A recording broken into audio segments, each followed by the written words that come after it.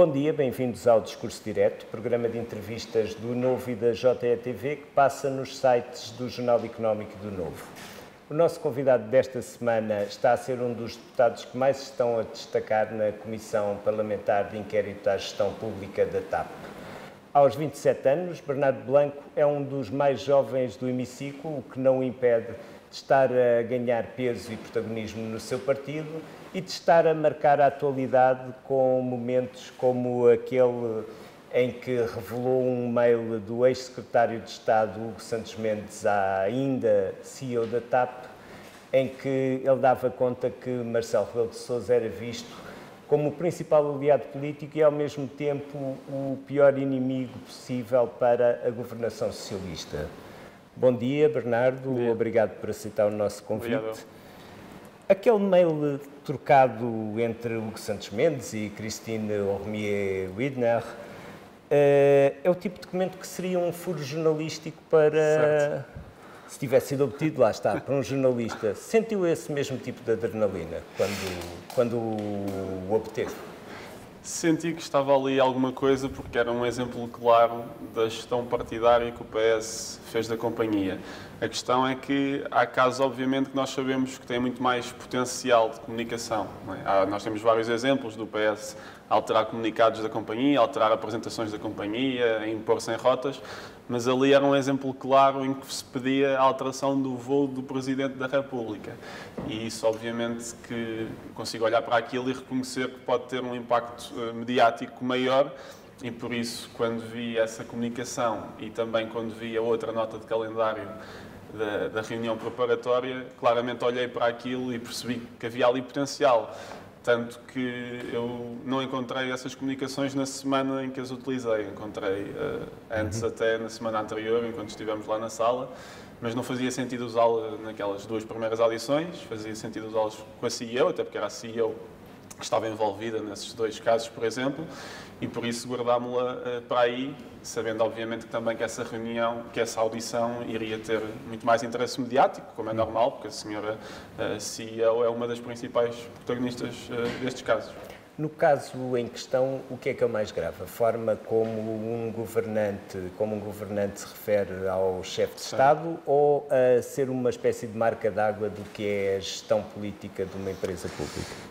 Sim, eu acho que já é claro, apesar de ainda só ter havido 2 semanas de audições, que a governança da TAP e a relação entre a empresa pública e a tutela era completamente desastrosa, não é? E isso vemos, por um lado, que a TAP, enquanto empresa pública, enquanto empresa que recebeu 3.200 milhões de euros, não cumpre praticamente as regras públicas, esquecem-se, nem fazem ideia sequer que as têm de cumprir, por um lado, e por outro lado, porque a relação com o Governo era muito informal, para dizer o mínimo, como já se sabe, todos os WhatsApps, etc.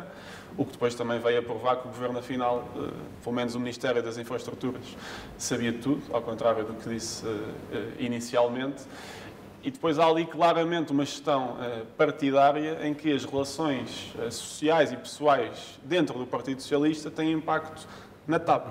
Porque em muitos casos exclui-se o Ministério das Finanças e eu estou muito convicto, pelo que já se sabe, que é puramente por uma razão de aulas do Partido Socialista, não é? A aula de Pedro Nuno Santos, a aula de Fernando Medina, e claramente naquele caso era Pedro Nuno Santos que queria ter o brinquedo só para si, não queria que as finanças tivessem ali peso. Sim. A CEO, aliás, confirma isso quando diz que até recebeu aquela mensagem que lhe dizem que tu só falas com o Ministério das Infraestruturas e não falas com mais ninguém. E Manuel Beja esteve cá em audição e disse-me mais ou menos uma coisa parecida, não quis ser tão claro, mas disse-me claramente que estava subentendido que ele não deveria falar com outros ministérios. E essas instruções vieram das infraestruturas. Mas aí, até de uma forma se calhar inadvertida, isso não vem a favor de Fernando Medina? De estar afastado certo. De tudo o que a TAP implica agora? Sim, Pedro Nuno Santos tanto criou o brinquedo só para si e fez tantas asneiras com a dinheiro dos portugueses que acabou por excluir Fernando Medina de muitas destas coisas, que Fernando Medina agora deve estar agradecido, certamente, a Pedro Nuno Santos por não ter estado envolvido em muitos destes casos. E isso, certamente, é uma ajuda para o Ministro das Finanças, que até agora, eu diria, pelo menos neste caso de Alexandra Reis, tirando a nomeação para a Secretaria de Estado, que ainda está por explicar, em relação ao acordo de renúncia em si, não é? Esta figura que não existia, parece mesmo que o Ministro não sabia. Até agora, da documentação que nós temos até agora. Falando em documentação, sem querer estar a pedir para revelar fontes, que Certo. embora não tenha o código deontológico dos jornalistas, mas sem querer estar a falar nisso, as próximas pessoas a chegar à TAP devem estar preparadas para novos documentos comprometedores? Não sei. Por um lado, acontece que nós também só recebemos a documentação que as pessoas enviam. Isso é relevante no sentido em que a Comissão pede a documentação. A questão é que podem enviar muita coisa. E não é só isso. Primeiro podem enviar muita coisa que não interessa, no sentido de deixar aquela que interessa lá para o meio e dar um volume grande aos deputados, exatamente para os deputados perderem tempo. Mas a questão não é só essa, é também a seleção das coisas que as pessoas enviam. Porque a TAP certamente, quer dizer, não enviou a documentação toda que tem, não enviou, sei lá, a documentação dos ATRs, por exemplo. E por isso, há certa documentação que não nos foi enviada e certamente as pessoas também fizeram uma seleção do que é que enviaram ou não, não é? Por exemplo, o Dr. Manuel Beja só enviou as comunicações que ele enviou, não as que ele recebeu. Pronto, e argumentou isso com o RGPD, é legítimo. A senhora CEO, por outro lado, enviou tudo, o que recebeu, o que enviou e o que recebeu, porque claramente queria mostrar que os governantes sabiam tudo. Depois temos os casos das pessoas que não enviaram praticamente nada, como a senhora engenheira Alexandra Reis, que não enviou praticamente nada. Aliás, ela faz aqui uma audição onde fala de múltiplas comunicações e documentos que nós não recebemos. Por isso, nós fizemos uma audição à senhora engenheira sem ter praticamente documentação do lado dela. E eu até fiz depois questão de, nessa mesma audição, a fazer um requerimento a pedir que toda a documentação a que ela se referiu fosse enviada e vamos ver então o que é que vem daí. Os ministros também voltar a ouvi-la. Talvez. Os ministros, por exemplo, também não enviaram nenhuma comunicação. E nós sabemos que eles tinham, porque já recebemos comunicações de outras pessoas em que eles estão envolvidos, não é? Mas eles não enviaram nenhuma comunicação, por exemplo. Recebemos só a comunicação, vamos dizer, institucional dos ministérios, os acordos, este tipo de comunicados oficiais, etc. E por isso, claramente, nós também ficamos um bocadinho dependentes daquilo que as pessoas nos mandam. Depois é uma questão da Comissão e também do Sr. Presidente, se quer fazer pressão a dizer, olha, eu sei que tem mais coisas, por favor, envie ou não. É razoável que o grande objetivo de Christine Romier-Widner, neste momento, seja preparar um processo para contestar o seu despedimento por justa causa. Acha que a audição dela na Comissão foi um passo nesse sentido ou não funcionou minimamente? É assim, eu acho que ela vai receber cada cêntimo que pretender daquilo que nós tivemos acesso. Não vejo grandes argumentos. Aliás, para o Dr. Manuel Beja é a mesma coisa. Quer dizer, pelos e-mails que há, toda a gente estava a par da existência do Estatuto de Gestor Público. Todos eles já tinham tido comunicações em que se falava do Estatuto de Gestor Público, fosse sobre os contratos de gestão, por exemplo, enquanto eles discutiam isso, falavam do Estatuto de Gestor Público, por isso eles sabiam que existia. E quando eu digo eles, é toda a gente, incluindo os governantes, que também estão nessas comunicações. A grande questão é que eles todos argumentam que eu confiei que os advogados estavam a cumprir com o Estatuto de Gestor Público e por isso confiei apenas nos meus advogados. E por isso, quer dizer, é muito estranho até porque, é que, por exemplo, a CEO e Manuel Beja são demitidos em plena televisão, mas o CFO não é. Quando o CFO também estava a par de tudo, também assinou o comunicado da CMVM, claramente tem informação falsa, e que a CMVM até já abriu um processo de controle nacional à TAP, e por isso, logo aí, há argumentos porque é que tiraram umas pessoas e não tiraram outras, se elas estão em circunstâncias muito parecidas. E claramente aquilo foi tomado com base no parecer da IGF. Parecer esse que também tem muitos problemas, a meu ver. Primeiro tem logo um problema de metodologia grande, que é nem sequer ouviram a senhora CEO. E por isso despediram uma pessoa com base numa auditoria em que não ouviram a senhora. Quer dizer, pediram-lhe um depoimento por escrito e depois foram ouvir uma audição em que ela tinha estado aqui na Assembleia para não gastar uns euros com tradutores. Parece-me também que não é propriamente a melhor forma de fazer uma auditoria. E depois há uma coisa muito grave que é, sem querer colocar em causa a IGF obviamente, como se sabe, depende das finanças, não é? E por isso é compreensível que o relatório praticamente não fala das finanças. E nós sabemos que as finanças aqui estavam envolvidas em muita coisa, até porque O e-mail, por exemplo, que a senhora Alexandra Reis envia a dizer que põe o seu lugar à disposição e por isso podia sair por 0 euros, esse e-mail foi também enviado ao secretário de Estado do Tesouro, Miguel Cruz. E não só viu, por exemplo, este secretário de Estado do Ministério das Finanças, que me parece também incompreensível. O CFO deveria fazer a ligação às finanças, a IGF considerou que o seu depoimento não era relevante, também não o incluiu no relatório. As finanças supostamente eram acionista, o acionista é que tem o poder, então, teria de demitir a Alexandra Reis. Não percebo como é que a IGF não ouve as finanças. A única explicação é mesmo este medo, que eu acho que também é compreensível, porque depende do Ministério das Finanças. Agora, não me parece é que, com base nesta auditoria, que até agora me parece um pouco parcial, apenas com base nisso, passado umas horas, se demitam as pessoas, sem pensar, obviamente, que tem de haver motivos legais fortes para o fazer, até porque depois quem há de pagar são os contribuintes. Portanto, a seu ver, isso acaba por acorrentar Fernando Medina, também é tudo. Pode vir a acontecer. Aliás, o Sr. Presidente da República disse que esperava muito que houvesse fundamento legal para estas demissões, já para ver que pode não haver e que, mais uma vez, para além desta confusão toda, depois também serão os portugueses a pagar mais uma vez, porque eles, se receberem o dinheiro, quer dizer, certamente não é Fernando Medina que lhes irá pagar, não é? Pois, certamente.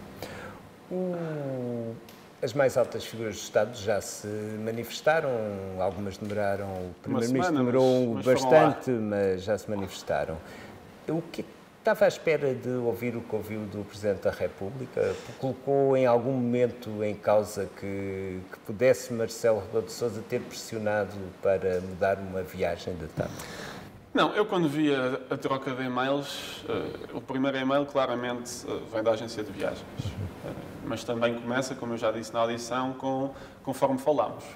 Por isso já tinha havido uma conversa prévia, nós também já pedimos, não vou chamar a senhora da agência de viagens para uma audição para estar aqui 7 horas, só para lhe fazer uma pergunta, acho que quer dizer, não vale a pena, nem quero estragar a vida à senhora, mas nós já pedimos à agência de viagens se nos podia responder a esta simples pergunta, que é, de facto, a iniciativa foi da agência de viagens ou alguém lhes pediu? A Presidência, obviamente, diz que não pediu, nós também acreditamos nisso, mas queremos também saber do lado da agência de viagens se, efetivamente, ninguém lhes pediu nada.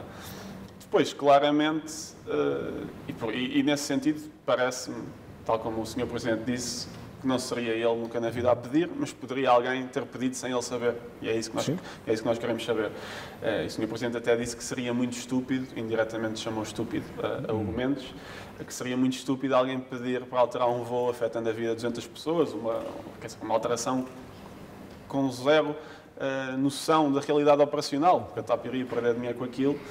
E eu concordo com essa análise do Sr. Presidente. Isto em relação ao caso do voo do Presidente. António Costa também falou dessa reunião e disse que, se fosse agora, teria demitido logo o Sr. Secretário de Estado. Infelizmente, não falou foi dos outros 2 casos. E os outros 2 casos interessam mais porque são sobre governantes atuais. E esse aí ele esqueceu-se de falar, curiosamente. O primeiro, obviamente, da reunião preparatória, que implica 2 ministérios, a Sra. Ministra Ana Catarina Mendes e o Sr. Ministro João Galamba, e isso aí António Costa não comentou, também provavelmente ainda está à procura dos e-mails, nós também já os pedimos a ver se nos podem enviar para perceber o que é que aconteceu, porque efetivamente nós ali só temos as notas de calendário, por isso não fazemos ideia de quem é que promoveu a iniciativa, de que é que se falou na reunião, etc. Só temos as palavras do Sr. Deputado Carlos Pereira, que ainda recentemente estive há 2 dias com ele num debate e ele em 40 segundos conseguiu dar 2 versões diferentes da mesma coisa, que também foi uma perspectiva engraçada, e por isso já pedimos essa documentação e estamos à espera. E depois o outro caso que me parece também surreal, que é o do despacho, em que o Governo, Pedro Nuno Santos e Fernando Medina assinam um despacho a pedir à TAP esclarecimentos sobre o caso de Alexandra Reis.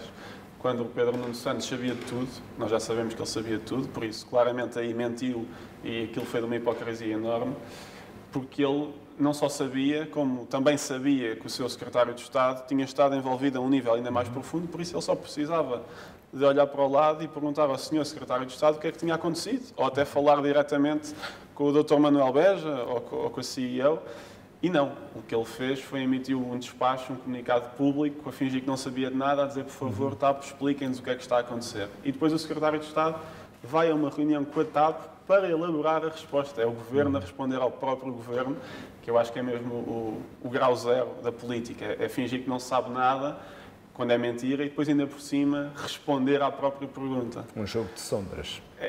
Isto é somar à reunião, é mais um ensaio. Não é? O Governo parece que faz muita coisa ensaiada. Eu agora, quando vejo coisas nas notícias, até penso sempre que foi o Governo que colocou para depois vir responder ao próprio Governo. Falando em coisas ensaiadas, como naquelas declarações de António Costa, muito duras para com Hugo Santos Mendes, diria que aquilo é mesmo para Hugo Santos Mendes ou para Pedro Nuno Santos?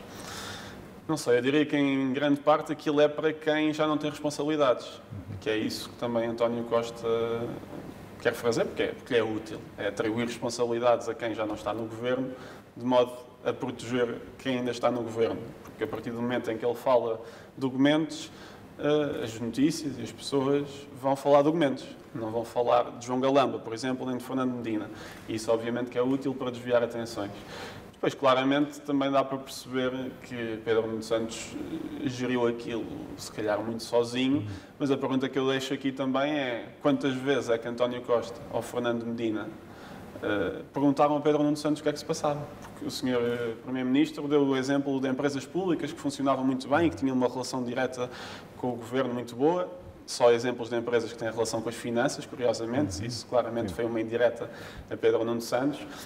Mas a grande pergunta é também, ok, então se as finanças têm a tutela, quantas vezes é que as finanças se perguntaram à TAP ou perguntaram às infraestruturas o que é que se passava? Porque ainda ontem o Dr. Manuel Beja esteve cá e disse que esteve mais de 9 meses à espera para ter uma reunião com o Ministro das Finanças. O Presidente da TAP, durante quase um ano, não conseguiu reunir com quem tem a tutela acionista da TAP. Que leitura é que faz disso? Isto é uma leitura difícil. Por um lado, quer dizer que as finanças também estavam, de algum modo, não vou dizer propositadamente, mas quer dizer, não tinham uma relação com a TAP com intenção. Não era só porque as infraestruturas não queriam. Porque alguém a quem é pedido múltiplas vezes para ter uma reunião e só passado quase um ano é que tem, e só aconteceu porque foi o Ministro João Galamba que pediu a Fernando Medina para ir também, é porque claramente não queria saber do assunto ou não queria estar no assunto. E isso revela mais uma vez um problema de governance grande, que também só acontece, obviamente, porque a empresa foi nacionalizada. Não é? E nós aqui temos uma grande divergência ideológica, toda a gente conhece. Nós estamos há 3 anos a avisar que não se deveria ter nacionalizado a TAP, que se iria perder dinheiro, que iria haver isto, porque isto acontece sempre, porque isto é a natureza, que é o Estado, quando entra na economia, há sempre esta irresponsabilidade na gestão das empresas públicas em que os partidos tomam aquilo de assalto e não atuam numa lógica de mercado, atuam numa lógica de poder. E o próprio Dr. Manuel Beja ontem dizia que, depois desta experiência, tinha ficado muito reticente em relação ao setor público empresarial do Estado. Por isso, se calhar, se pusermos António Costa a gerir a TAP, pode ser que ele saia de lá um liberal, se calhar. Nestes últimos dias, que têm sido muito intensos na Comissão de Inquérito, consegue ver que se esteja num caminho para apurar a verdade? Sim. O grande problema desta Comissão é que o âmbito é largo. Não é? Nós não estamos propriamente só a estudar uma coisa. Isso agravou-se com o facto de o âmbito da Comissão ser de 2020 a 2022 e, de repente, o PS começou a pedir coisas desde 2015. Não é? E, por isso, a partir daí, nós analisamos muita coisa. Por isso, apurar a verdade, sim, mas são várias verdades no sentido em que são vários casos. Vai desde a questão da venda dos aviões, da nacionalização, da privatização, do caso de Alexandre Reis, dos casos das frotas, dos casos da Ground Force, dos ATRs. Não é só um tema, não é? São muitos temas. Isso até dificulta um pouco, porque eu acho que há muitos temas, às vezes, que são discutidos e que são muito importantes. E depois a imprensa, quer dizer, pega naquilo que considera mais relevante, mas parece-me que há ali temas importantes. Ainda ontem, por exemplo, eu falava da Ground Force e há umas comunicações em que se fala de 5 milhões desaparecidos, que ninguém sabe onde é que estava. Aquilo, para mim, claramente é uma notícia que vale a pena ir atrás daquilo, ir à procura daquilo, e ninguém pegou, por exemplo. Mas eu também percebo que são tantos assuntos numa mesma comissão que a própria comunicação social tenha de fazer uma seleção que é natural, não é? Bernardo tem estado em destaque nesta Comissão Parlamentar. Vê este momento também como um momento de afirmação sua, enquanto deputado? Sim, obviamente é uma oportunidade muito boa para mim, que também só acontece, obviamente, porque estamos a fazer um bom trabalho. Temos uma boa equipa, tivemos, eu diria, a sorte também de termos sido dos primeiros naquelas 2 audições, mas por outro lado também o mérito de termos encontrado aquelas comunicações e termos conseguido revelá-las de uma forma a que quer a comunicação social, quer a população em geral, percebesse o assunto e lhe desse atenção. E por isso, obviamente que sim, não lhe posso negar que é uma grande oportunidade. É-lhe estranho ver-se, ouvir-se comparado a Mariana Mortágua, outra deputada estrela de comissões de inquérito do passado? Não, acho que é isso mesmo, acho que é do passado e nós agora estamos aqui para falar do presente e do futuro e a Iniciativa Liberal claramente é o partido para o futuro e nesse sentido vejo como uma evolução natural. Sem pôr em causa que os deputados têm a obrigação de pugnar pelo apuramento da verdade dos factos, o esclarecimento de todas aquelas situações, é errado dizer que o desempenho da IEL também se define por comparação àquilo que o PSD e que o Chega forem fazer naqueles trabalhos? Não tenho a certeza. Acho que todos os grupos parlamentares estão a tentar apurar a verdade. Todos mesmo? Diria que sim. Diria que todos, apesar de ter, obviamente, ontem ouvido o Dr. Manuel Beja a dar uma afirmação com a qual não posso deixar de discordar face às últimas semanas, que foi claramente que o grupo parlamentar do PS não era um grupo parlamentar de escrutínio, mas sim de proteção do governo. E o que eu vi em muitas audições, infelizmente, foi isso mesmo. Já ter objetivos definidos e depois fazer a pergunta consoante as pessoas que se pretende culpar. Mas obviamente que espero, até porque os deputados estão ali numa lógica individual e eu considero que todos os deputados estão ali para apurar a verdade. Mas em relação à pergunta, dizer obviamente que eu acho que os outros partidos têm feito o seu papel, também têm feito perguntas relevantes. Claro que nós, com aqueles 3 casos que tiveram mais destaque, tivemos esse boost, digamos assim, mas penso que os partidos estão todos a fazer o seu papel e têm colaborado durante as audições para tentar chegar à verdade. Muitas vezes os partidos fazem uma pergunta, as pessoas respondem, esse partido já não tem tempo e o partido a seguir volta a pegar nesse tema para que a Comissão possa descobrir a verdade e acho que os trabalhos têm funcionado bem. O Primeiro-Ministro disse esta semana que as consequências políticas só deverão ser retiradas no final dos trabalhos da Comissão. Que consequências é que espera que possam vir a ser tiradas? Bem, também tenho, obviamente, de esperar pelo final dos trabalhos. Há aqui um problema, que pelos vistos é uma praxis parlamentar que eu desconhecia, que é os governantes devem ser ouvidos no fim.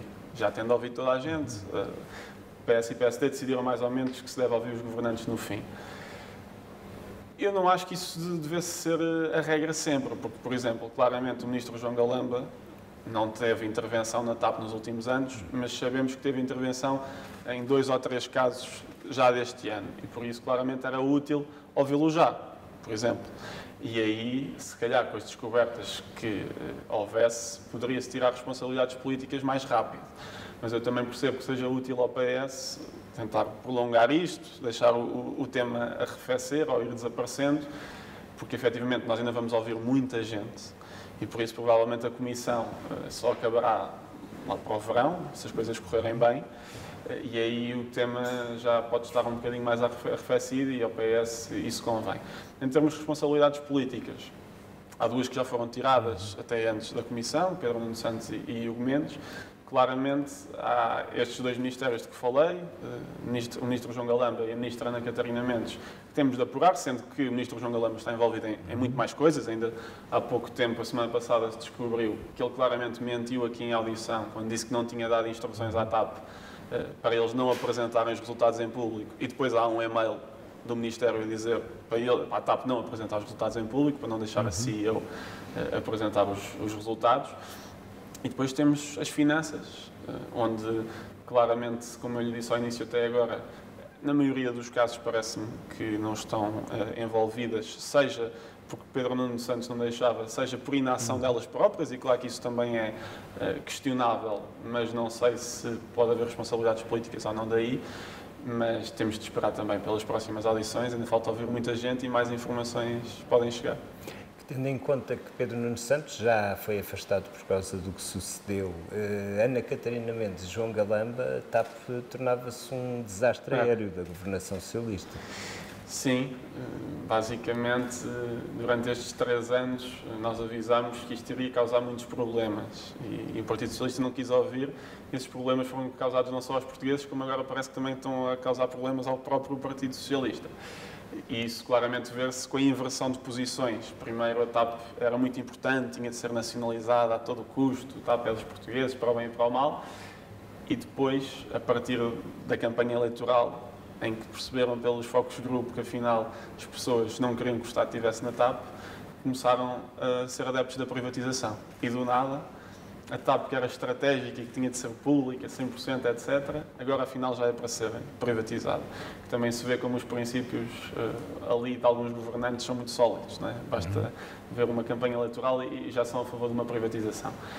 Mas sim, claramente, estes casos têm afetado muito o governo.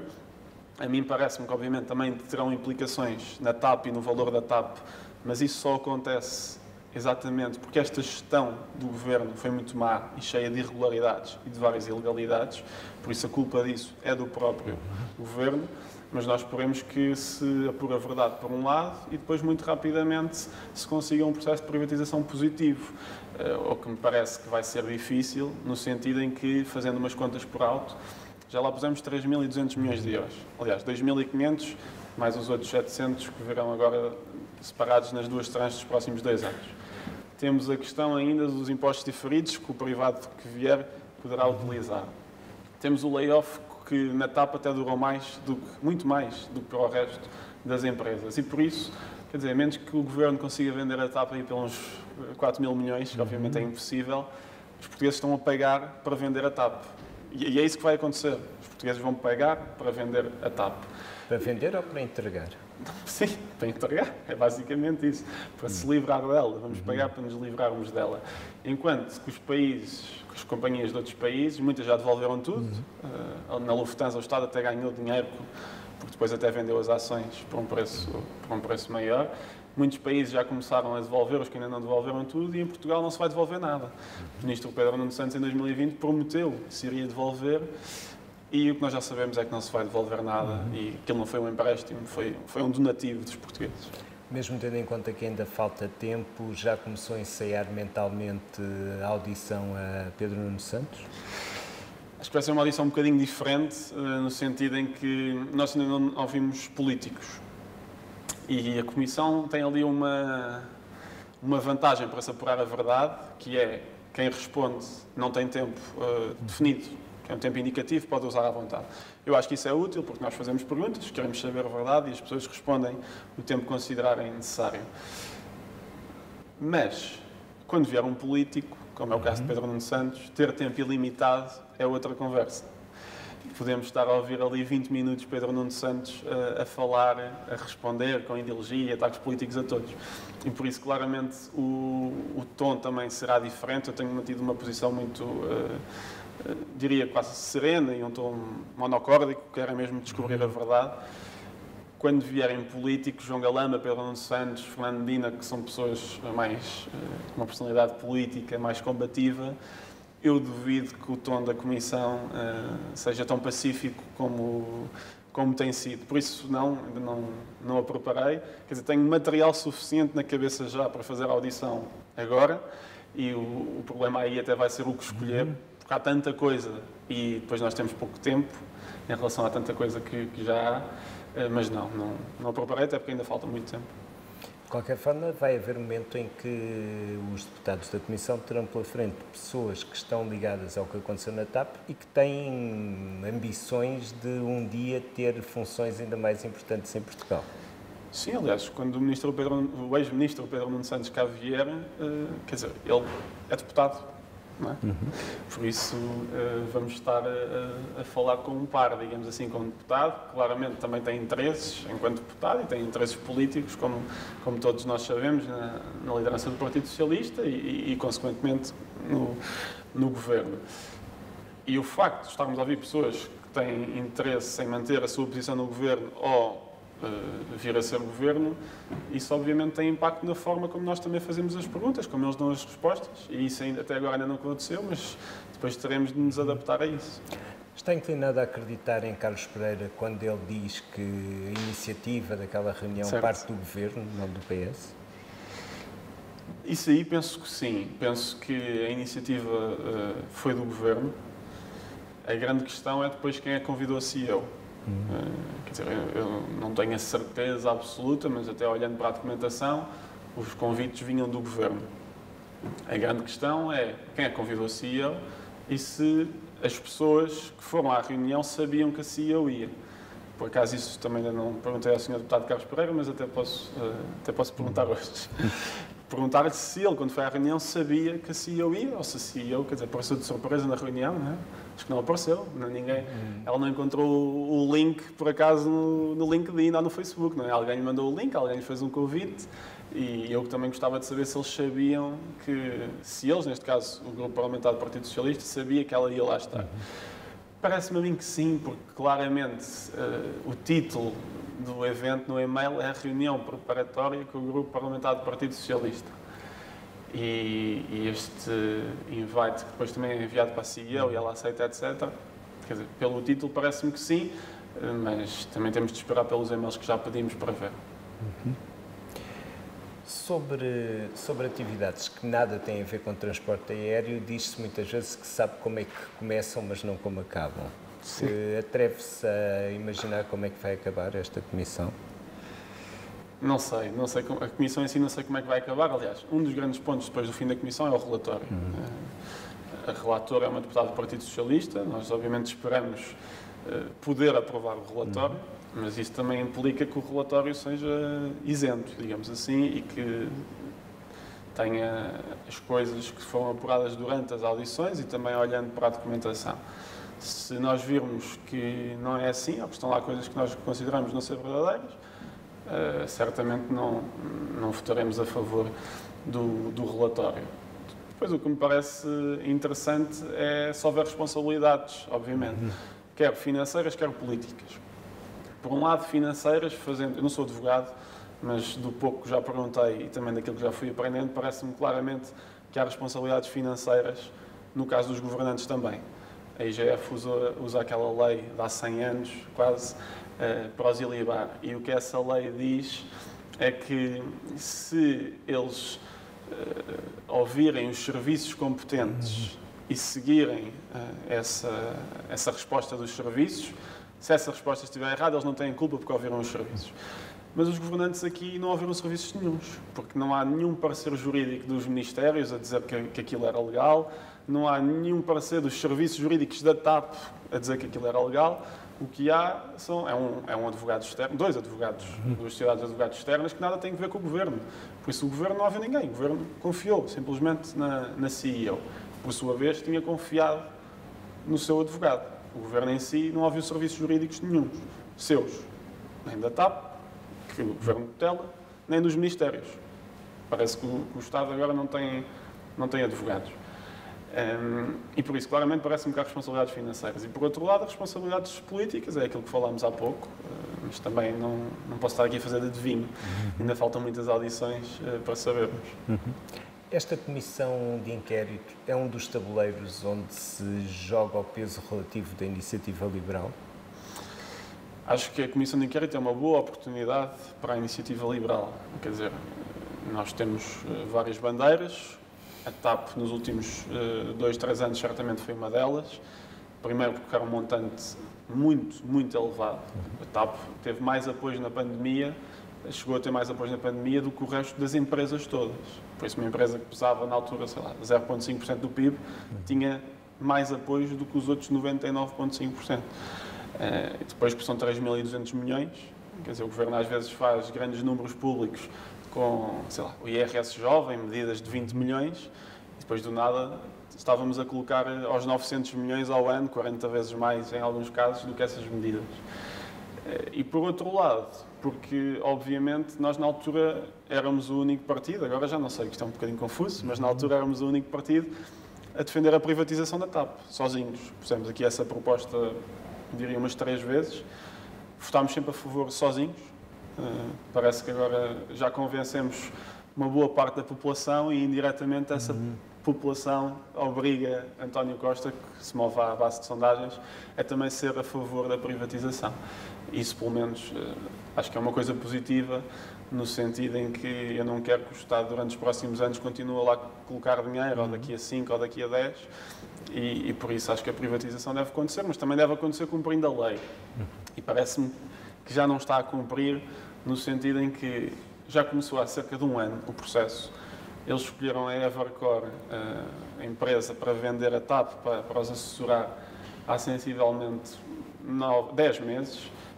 A Evercore está há 9 meses a trabalhar para a TAP sem um contrato, que eu não sei se é ilegal, mas altamente irregular é. Temos uma empresa a prestar serviços à TAP, a uma empresa pública, há 9 meses sem um contrato, e por isso só há uma hipótese. Sim, sem condições de sem nada. E por isso só há uma hipótese, que é depois, quando eles assinarem o contrato, vão receber umas FIIs a mais para compensar estes 9 ou 10 meses em que estiveram a trabalhar sem contrato. Isto parece-me claramente irregular.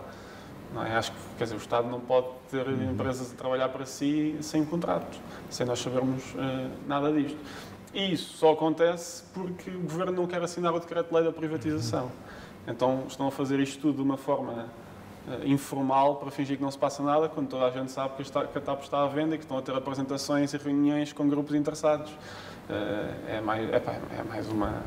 mais um ensaio, é mais um teatro daqueles que falávamos há pouco. Sim, embora esses grupos também estão a seguir o que se está a passar na Assembleia da República. Sim. Portanto, muito dificilmente serão fatores de valorização dos ativos. Sim, isso era aquilo que falávamos há pouco.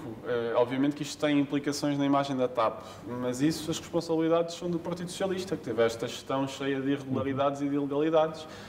A Comissão de Inquérito serve para isto mesmo, para apurar a verdade, senão o que se faz é beneficiar o infrator, não é? É o mesmo que um criminoso vir dizer, por favor, não descubram o que eu fiz, que isso pode ter impacto. Claro que tem impacto, mas a culpa foi tua. Para terminar, o trabalho que está a ser feito nesta comissão, entre outras tomadas de posição da Iniciativa Liberal, vê-o como um fator para consertar fissuras que tenham ficado no partido da disputa pela liderança, que ainda há pouco tempo dividiu muito a Iniciativa?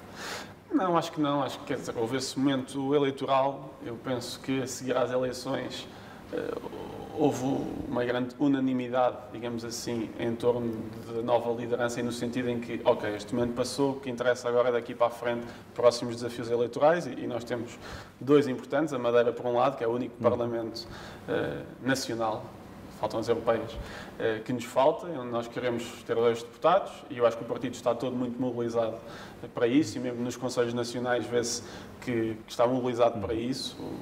O coordenador da Madeira, o Nuno Morna, faz parte também da Comissão Executiva e as pessoas concorreram em listas passadas diferentes, toda a gente muito entusiasmada a dizer que ia à Madeira, a fazer a campanha, etc. E depois o desafio eleitoral seguinte, esse sim, nacional, completo, que é as europeias, onde nós também esperamos, no mínimo, eleger o primeiro eurodeputado e que são umas eleições muito importantes. Eu acho que o partido está mobilizado para isso, o desafio eleitoral interno já passou, agora temos 2 desafios eleitorais externos para fora e penso que o partido também percebe que no momento em que estamos, em que o governo está cada vez mais fragilizado, é muito importante que as pessoas estejam unidas em fazer crescer a iniciativa liberal e eu acho que é isso que tem acontecido internamente. Na convenção, o Bernardo teve um papel muito importante, não só na tribuna, mas também na mobilização de apoiantes de Rui Rocha. O facto, neste momento tem a posição que tem na Comissão Executiva. Vê-se a prazo como um futuro líder da iniciativa? É assim, eu não escondo, nem nunca escondi, já me perguntaram isso várias vezes, que um dia gostava de ser Presidente da Iniciativa Liberal, claramente não é o momento agora, nem será amanhã, digamos assim. Eu estou aqui enquanto deputado, a fazer trabalho de deputado, sou Vice-Presidente do Rui Rocha, que a meu ver tem feito exatamente aquilo com que nós nos comprometemos, quer internamente, quer externamente, tem ido à rua muitas vezes, que era também aquilo que eu era muito apologista.